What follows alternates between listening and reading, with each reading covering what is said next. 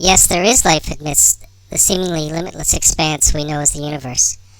Only closed minds could be convinced otherwise. My goal is to open those minds, even if only momentarily, and for those already in possession of colorful imaginations, I present A Call from the Stars, an audio-visual extravaganza. Off in the blackness of subspace beyond our galaxy lie many fertile planets oozing with various representations of life. Some, we like to think, have beings with which we can identify, humanoids if you will. Some have even considered mirrored worlds where if not in body, then in soul all life is replicated.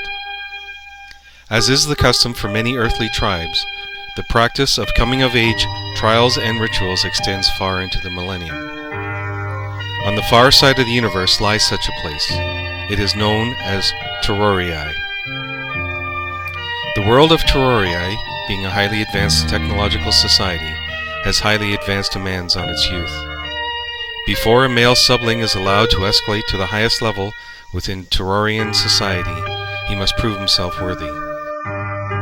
Each one must alone explore the depths of space in search of an accomplishment. This accomplishment must benefit all Terrorians and enhance their world's knowledge of the universe. This is no small task, as no direction, explanation, nor any requirements are provided.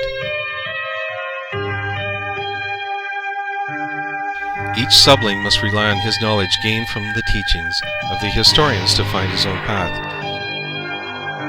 It is a Terrorian belief that if one is destined to succeed, then destiny will be his navigator.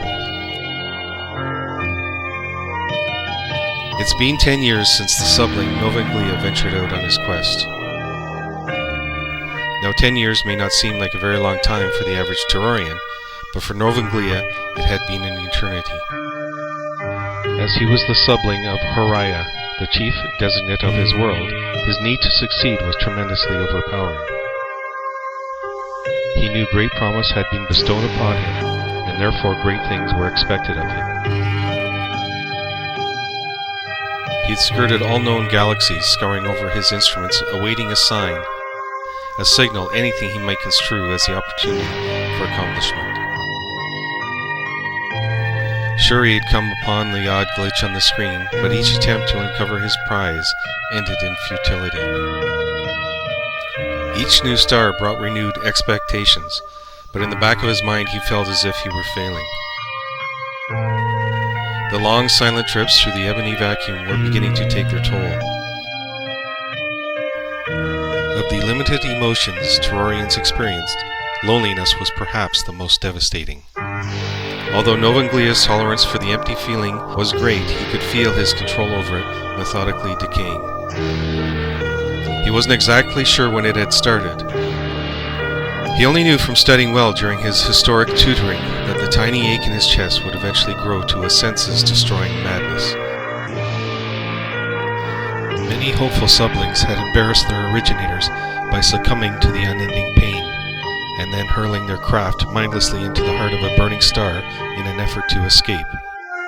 It had seemed the only cure.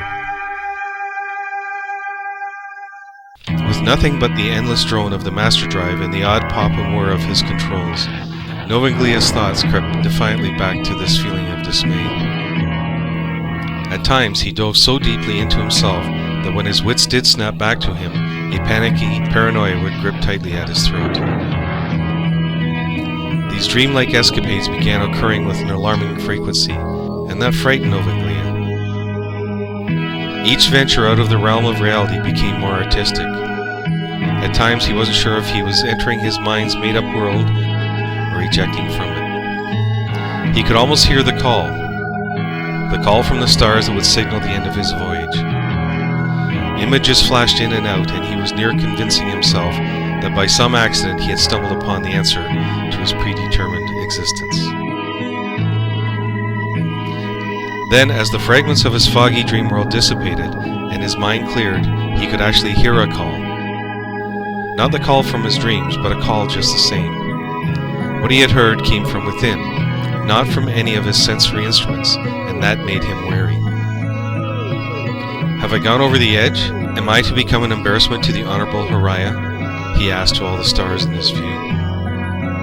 He then took his long, sinewy fingers and with a quick flip of his wrist stung the side of his face with a resounding slap. The resulting jolt of pain assured him that he was awake and that he had regained some form of control over his faculties. Once again, the call bit into his soul. What a sorrowful tune, he thought. The sound was eerily beautiful, but it had another quality as well, one to which he would soon learn to be sadness.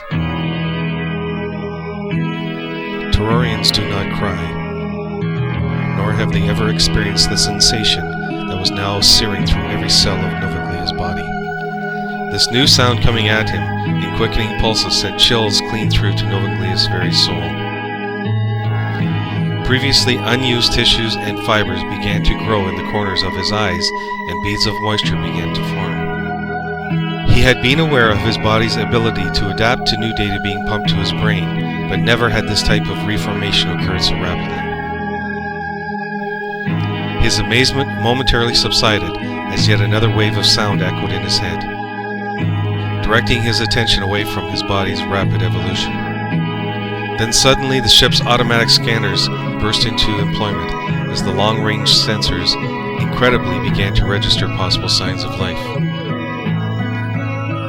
His many years of pre-quest training helped him to quickly regain his self-control, pushing the recent bewildering developments to the back of his consciousness.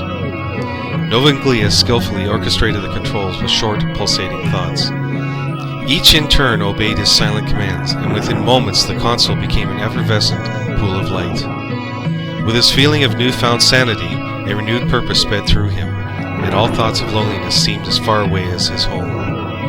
As one part of his brain continued its drilled-in chores, other parts worked feverishly. One area storing incoming data, one area searching for and interpreting new data, and yet another part frantically trying to tame another onrushing new sensation. He could feel his flesh tingling. Muscles twitched uncontrollably to tiny bolts of electricity. It would not take much to coach his mind to forget his duties and simply bathe in this turbulent tremor of excitement. An instantaneous thought transfer sent his newly acquired experience to storage cells to be analyzed at a more convenient time. Then, like a clap of Tellurian thunder, a stunning realization filled his head. I heard the sound before the sensors activated it, and I understand it.